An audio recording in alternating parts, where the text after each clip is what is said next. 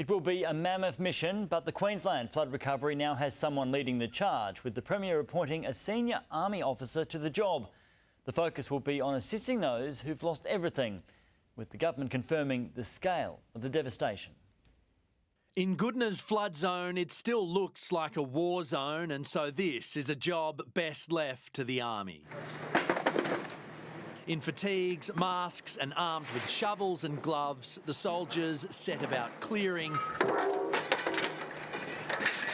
and cleaning some of the worst affected homes in the southeast. Where do you start? Where do you begin? John Hill's home had water over the roof, complete loss. From a car he believes once belonged to US General Douglas MacArthur to his income, honey hives and bees gone.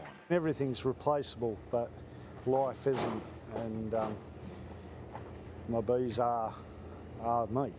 Now trash on the street, collected by soldiers and carted away to makeshift dumps forming in the suburbs. An ugly sight, but one that shows progress. The recovery journey will now be led by this man, Army officer, war veteran and disaster coordinator, Jake Elwood, appointed by the Premier. You see the very best of Australians at the worst of times, and I think looking around we see that here. 4,200 homes and businesses have suffered complete inundation.